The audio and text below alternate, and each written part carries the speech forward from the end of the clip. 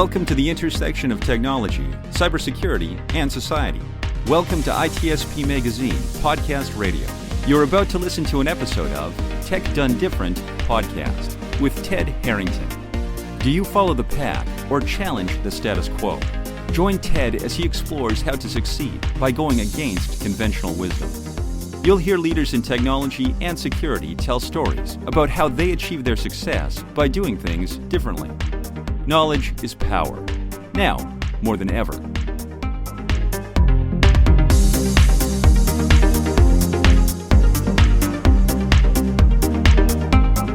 Welcome, everybody, to another episode of Tech Done Different. As always, I'm your host, Ted Harrington, and with me here today is our special guest, Mark Geller. Mark is the COO and co-founder of Happy Returns.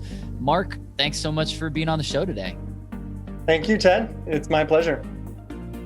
Yeah, so the reason that I reached out to you guys and wanted to have you appear on the show was at first because I love what the business model is of what you guys are doing and really tackling a problem that I personally feel all the time, which is the pain in the butt of returning stuff when you shop online.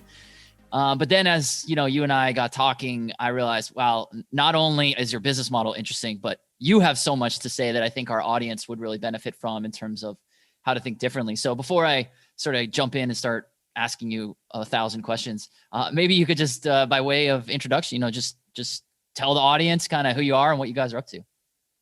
Sure. Well, you mentioned I'm the co-founder of Happy Returns. Our mission is to make returns beautiful for shoppers, retailers, and the planet. We provide end-to-end return solutions for online and omni-channel retailers.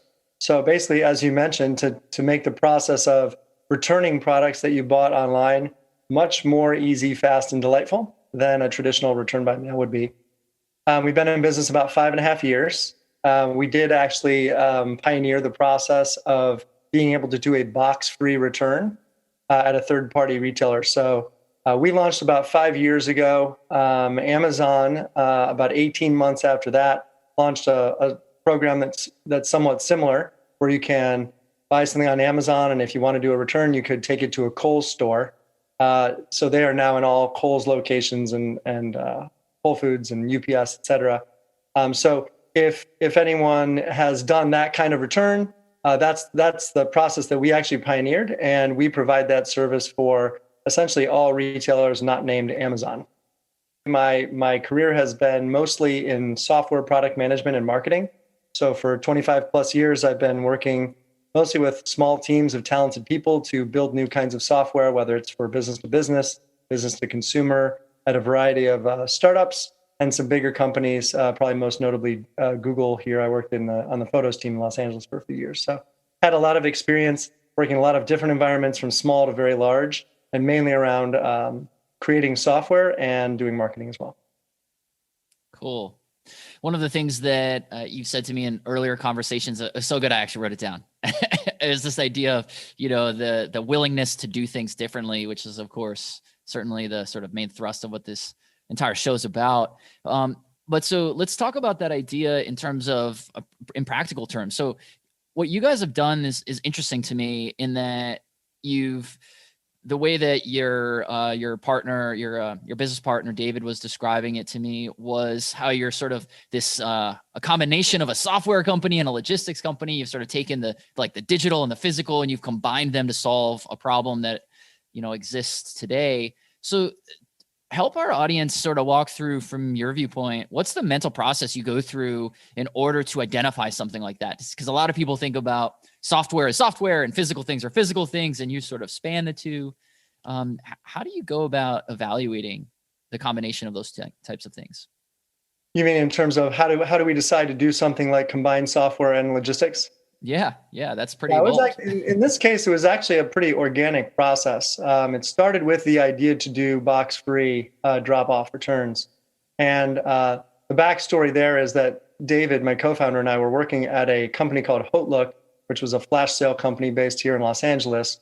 That company was acquired by Nordstrom in 2011, and one of the things that we wanted to do after we were acquired was to create this program we called Return to Rack, which was to make it easy for shoppers, Hotlook shoppers, online shoppers, if they wanted to do a return, instead of having the only option be to put it in a box and ship it back through the mail, be able to just walk it in and essentially do an in-store return at a Nordstrom Rack physical location.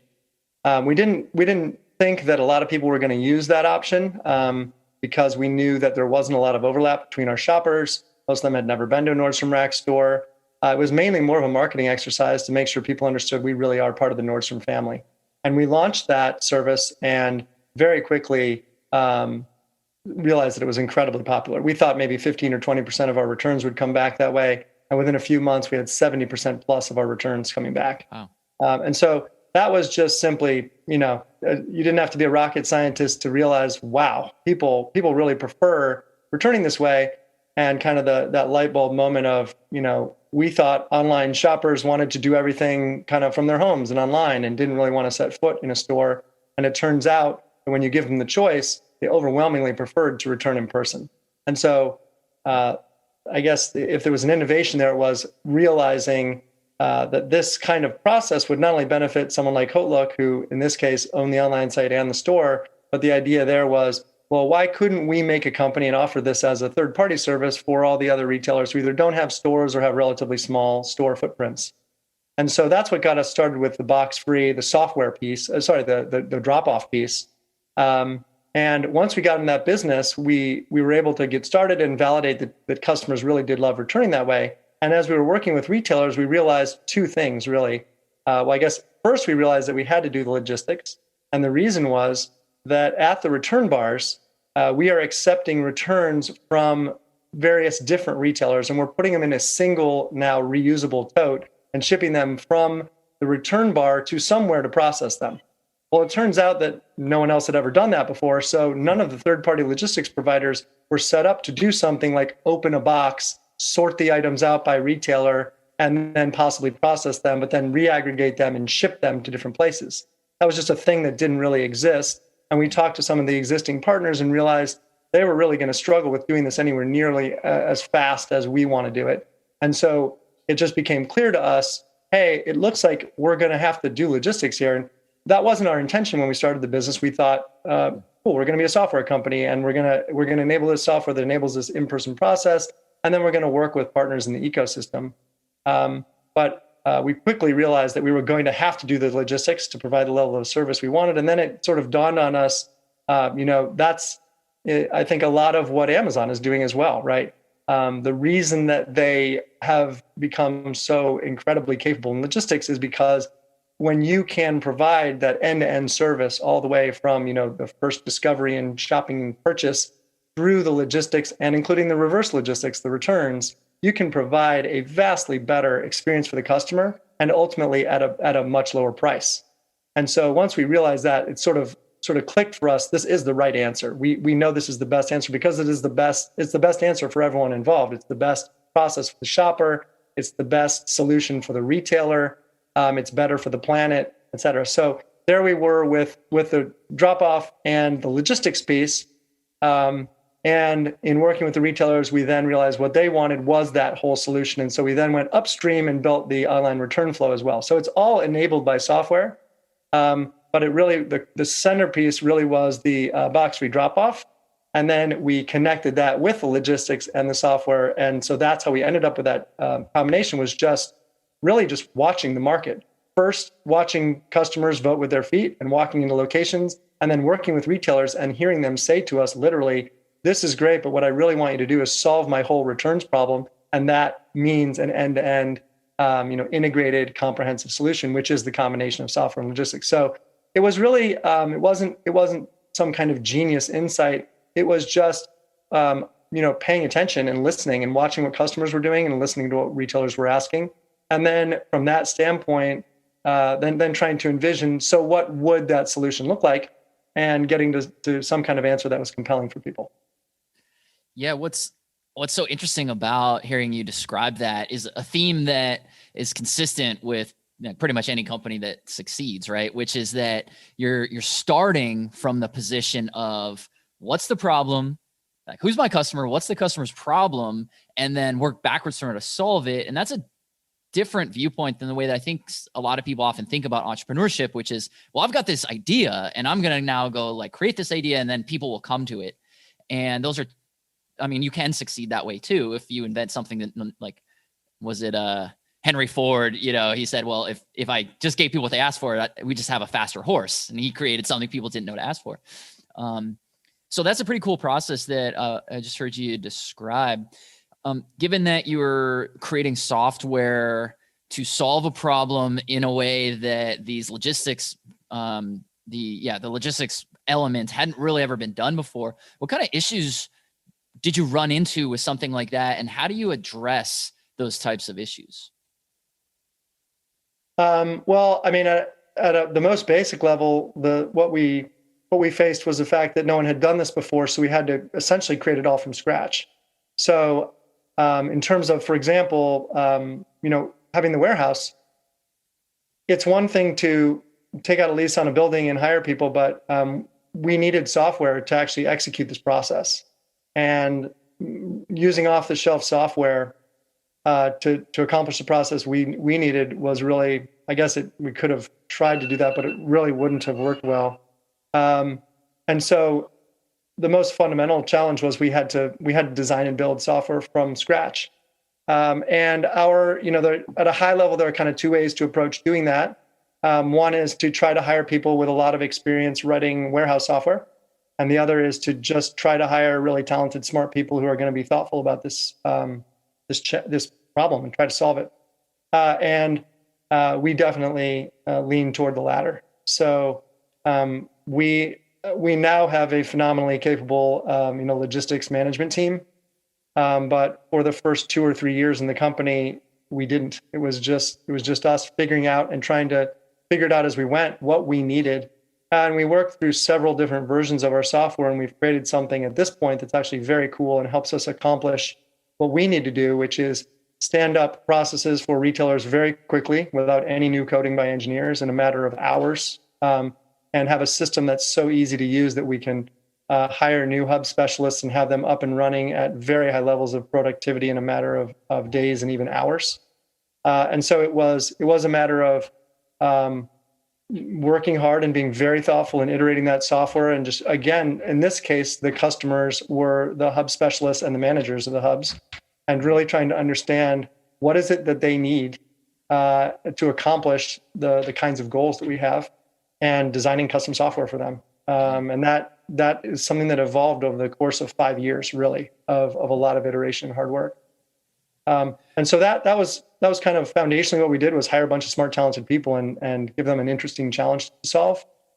And then I think the other thing that we did, maybe that was helpful there, was a little maybe less obvious, was having that be connected to this larger mission that those kinds of folks can get excited about. So it isn't to say that you can't hire very talented people to just solve a warehouse software, but if you can have a even more compelling, broader message of solving returns for all of e-commerce, which is a $500 billion a year problem, which, as you mentioned, we all know what that is, and give them the ability to not only work on the hub piece, but also on the consumer-facing piece, and just make it that much more compelling, so that you really can create the kind of job that a super talented person wants to have. Mm-hmm. And so that's, I think, been another kind of key to what we've done, is to create the kind of jobs that some really talented folks want to have, and give them the ability to work across our stack. And so we end up getting access to a level of talent that otherwise, as a small startup working in logistics, it's sometimes hard to get access to. Mm. This theme that you've brought up here, the sort of the fork in the road, is one that I see rampant across technology. And especially I see it in, my corner of the woods, which is, in security, which is, should you hire the people who have the specific exact experience you're looking for, which in your case, the warehouse logistics, or hire smart people capable and have the aptitude of acquiring that skill and then giving them, training them on the specifics or giving them the opportunity to learn it. And I am a staunch believer in the fork that you guys took, which is, hire smart people and then you can teach them certain elements. I mean, some disciplines, like you need specific expertise in security. That is definitely one of the challenges. But when you find yourself now trying to go recruit these super talented people, and you're competing with, big brand names that everybody in the world knows, who also want those same people and are willing to spend more than a small company can spend in compensation. How do you deal with that?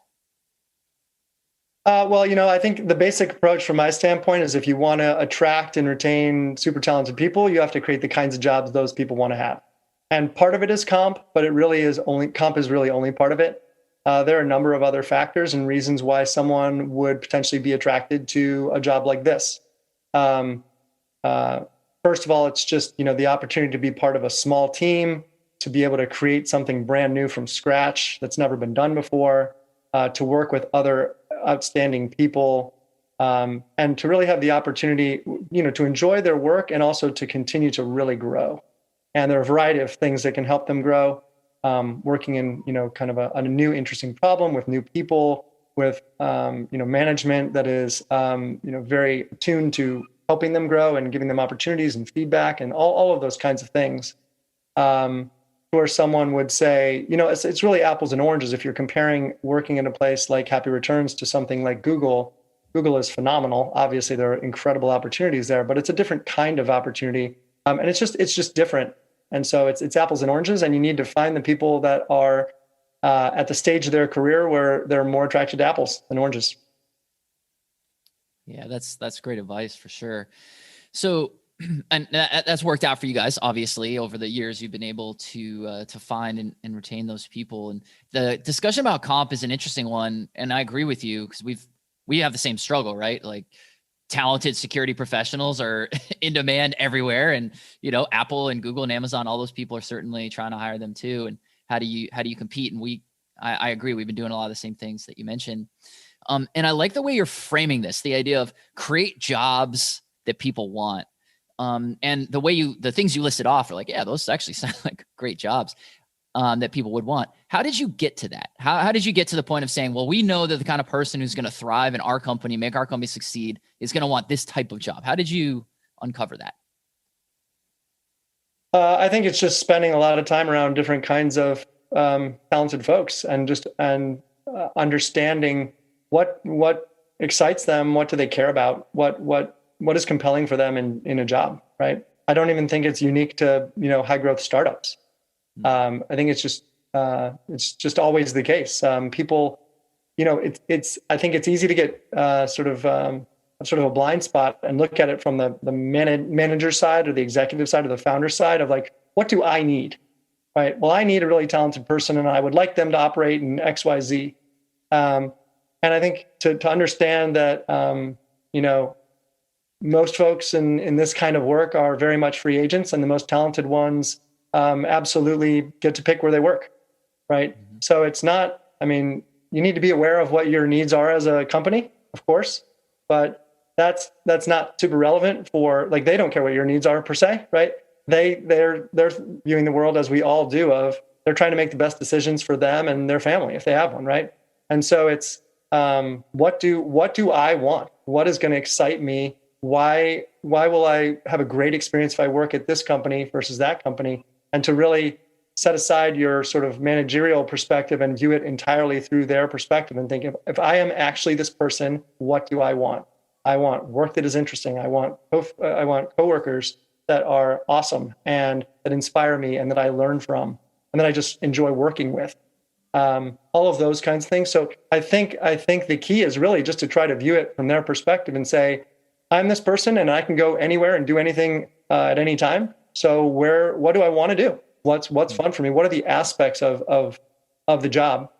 And you don't have to please all the people. You have to please some of the people a lot of the time in that perspective. And I think that's really the key, is to really try to truly view it through their perspective and realizing that they absolutely could leave. And so what would make them, essentially, how can you keep someone so happy that they are genuinely just not interested to take calls from recruiters? Or they're just like, yeah, don't need to. Good, right. And the other simple way is to just ask them, what are you looking for? And that's a question I ask in every interview. What are the characteristics of what's an ideal next position for you? What is most important to you? Yeah, that's great. So if we think about the culture that you're describing is one that is based on, incredibly capable, intelligent, competent people. It's possible that when you put that many high-powered people in one space, that it almost creates friction where you have too many quarterbacks and, maybe not enough, I don't know, pick a different role player. Sure. How, in your experience, how have you managed that to create a harmonious culture where all of these high-powered people are actually working together and aren't having any sort of power struggles? Yeah, it's a good question. I would say there's a distinction between someone who is talented and highly productive and great at their job versus being a kind of type A personality. And so I think it probably would be challenging if you had a whole team of kind of type A folks who really feel like they need to be the leader of the team. And I think you kind of get a feel for that, but I think what you do want is, and what you will in most cases probably end up with, is a mix of people. And I think as you're hiring, it is important to give that thought. So I think that's one thing is you're not trying to draft quarterbacks, right? You don't want a whole team of quarterbacks, and you don't need one. The analogy I actually do use, at least internally with myself, is a basketball team, because it's, 5 starters plus some bench players. That's about the size of an individual engineering team. And the best basketball teams typically have a couple superstars and then other role players that are very good at certain kinds of things. And in my experience, that is often kind of how it goes on an engineering team as well. But so that's one thing, is you kind of want a mix of either, however you want to think it, like sort of leaders and contributors, or type A and not, or however you want to think about that. And then the other piece that's really big, I guess 2 other pieces, is the overall culture, the culture of the company, the culture of the team, which is simply, we're all going to be highly collaborative. And again, to really screen for that in the interviews, and to try to get at, do you genuinely enjoy collaborating with people? Because if you don't, there's an awesome company for you to work at somewhere else that's just not going to be a fit for how we want to work. That's just a must-have. And then so the culture, I think, is really important. And so even if you did have quarterbacks, it's like, hey, if you're a quarterback and that's awesome, but here's the culture of this team, we all work together. And then the other piece is process, right? So the culture, I think, is much more important than the process. That whole kind of culture eats process for breakfast type of thing, which I generally agree with, especially in small teams. But especially as the team scales, the process is important because it just helps set up a situation where it's easier for people to collaborate well and work well together. And you have fewer kind of collisions and friction, and it just helps things. It helps people kind of fulfill their best intentions. If you have a great culture but chaos, it's still going to be problematic, and it's not really going to bring out the best people. So it's really a mix of people plus a great culture plus enough process to kind of keep people from bumping into each other. Yeah, that's really interesting insight. And one of the things that my business partner and I have, I guess, not debated, but we've talked about a lot over the years, is at one point one of us said, I can't remember which one of us said this, but one of us said well, of course you can't build a team of only the A+ superstars. And then we're like, but can you? What actually inherently would stop us from doing that? And so I think we've been lucky that we really have been largely, A players across the company. But you bring up I love this metaphor of the basketball team, because you think about the Bulls. And I just watched that Michael Jordan documentary, and Steve Kerr, he's got 8 rings or something, but he's a role player, but he's one of the most accomplished athletes of all time. Right. And amazing. In that analogy, I don't know how up on basketball folks are, but Dennis Rodman, he didn't have all the tools, but he was, one of the best rebounders in history. And that was fulfilled an awesome need on that team. And so that's a perfect example of everyone on the team can be an A player, right? Steve Kerr is an A+ 3-point shooter, right? Yeah. But he's not a rebounder. So it takes a blend. The team really does need a mix of talents. And so you absolutely want everyone, if you can, you absolutely want everyone to be an A or an A+ player at whatever their set of talents is. And then it's the job of the manager, whomever is kind of constructing this team, to try to make sure that you have the right mix of talents and the right mix of personalities to be able to work well together. If you have a team where all 5 people, all they really want is to be promoted to the next level, and there's only one of those positions. That might work well for a short period of time if that meets your need, but that is not a equilibrium that's going to sustain for any period of time. So you have to be aware of what you're trying to accomplish. And in general, for the kind of longer, sustainable, more, it's a marathon, not a sprint situation, having a blend of skills and personalities, but having everyone be, a player at what they're doing. And so everyone appreciates that. They love, hey, I'm not, my front end skills maybe aren't as strong as someone else's, and that person is just awesome, and they create great front end really fast and really well. And that's people love working that way, and so that can work really well and be sustainable over time. One of the things I'm observing, hearing you talk about these various leadership principles and culture building principles, is it seems to me like you're very aware of the dynamics happening across the entire company, but within different teams, and how to set those things up correctly. So maybe let me ask you about the harder or less enjoyable side of culture and team building, which is talking about when separation is required. And some companies maybe their philosophy is fire fast, and other companies is, hey, maybe let's fire a little slower and see if we can course correct behaviors or whatever.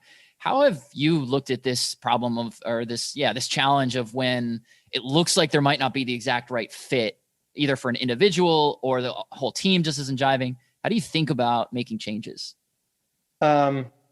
We fortunately have not had to do that a lot, but have a few times.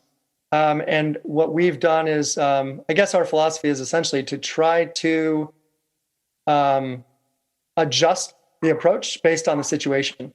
And I think a couple of key principles, I think the most important thing that, I think many people are aware of is, if you have someone who really isn't capable of performing in a job, you're not doing anyone any favors, including them, and maybe especially them, by having them continue in the job. It is not fun to go to a job where because most people really know, I'm not really performing well in this job. If they're not, that doesn't feel great. No one loves getting out of bed and doing whatever it is they do in a situation that's just not a good fit for them. And so, they can be very difficult, very challenging conversations. They can be very painful for folks. But ultimately, I am, sort of guided by the idea that if you can, so I think it's two things. One is to try to really get a handle on, can this person actually get to the level where they are doing excellent work? And that's our standard. It's not, perfection. It's not, unbelievable. We're looking for excellence, right? So can this person get to the point in a relatively short period of time, probably, 3 to 6 months, no more, where they are truly excellent, and you would want to fight to keep them for the job. And you make your best determination if that's the case. Sometimes for sure no, sometimes you're very confident yes, and sometimes you're not sure. And if you're not sure, then you need to sort of try to gather more data about that. But I think that's the key thing is if you're really clear, okay, wow, this is really not a fit. I think it is best for everyone. It's best for that person. It's definitely best for their teammates, and it's best for the company to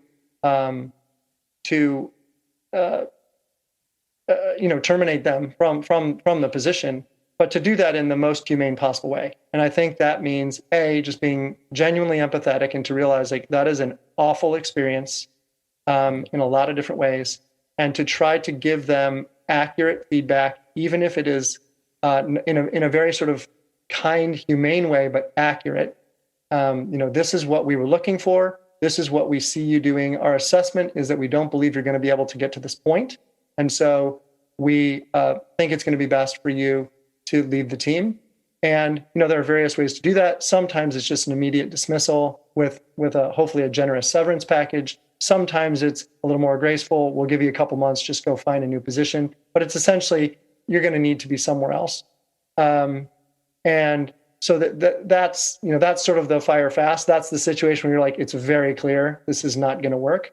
It only gets worse if you don't terminate them, including the termination. Just everything's worse. So it's kind of like it, in I guess the most humane way possible to kind of rip the Band-Aid off. It truly is best, and especially if you can really give them accurate feedback, which they may not want to hear, and they may not actually be able to hear it. They might not really be able to take it on board at that time. But my belief is, first of all, some people really can take it on board. People vary dramatically in their ability to hear that kind of feedback. And I also believe that even for the people who can't hear it at that time, like, it is useful to get the data from the market, right? This company is saying this about how you performed in this job. And they're free to do with that information what they want, but you're doing them a disservice if you do not give them that data, right? Because it's hard to get that data. There are only a few data points you get like that, and to just let someone go, or either make up a reason that wasn't the reason and sort of sugarcoat and saying, well, we've gone a different direction, we don't need this position, when in reality we do need the position and you're not performing. I mean, there are legal aspects of that, but it's not fair, it's not good, it's not humane for that person. And so in the fire fast case, I think that's kind of the approach. In the case where you're not sure, or especially if you're confident they can get there, it's really about having a plan. I mean, it's the lingo is performance improvement plan. That has a very bad connotation because most commonly that's just, we're going to fire you in a couple months. And we really, really try not to do that. For us, it's, here's a plan, and we're giving you a plan because we think you can and hopefully will get there. And we've had a couple folks who did get there, and that is awesomely gratifying to know that you gave them that chance, and to see some people can really do amazing things. And give them that plan, be very clear about it. And again, the goal is, if you're giving that plan, the goal is you're going to succeed. You're going to stay here. Mm-hmm. One of the things I always hated when I saw in my career was people that were given a performance improvement plan as this pro forma legal thing and just absolutely set up to fail. There was no chance they were going to succeed. The company didn't want them to succeed. It was just checking a box for a lawyer. Yeah. And that is just something we would never want to do. It's a terrible experience for the person. Like, it's one thing to be fired, but it's another thing to be set up for 2 or 3 months in a situation where you can't succeed. And so we would not want to do that. So I guess the guiding principles are, really try to figure out, do you think this person can make it? If you think they can, give them a plan where you really think they will succeed. And throughout, in any situation, try to be as humane as you possibly can. Yeah, it's funny how PIPs are, it's almost like you're pre-fired. Like, you're not fired yet, but right? Which is like, the only thing worse than being fired would be being pre-fired, right? You're fired and you have to sit here for a couple months and just bad. Yeah.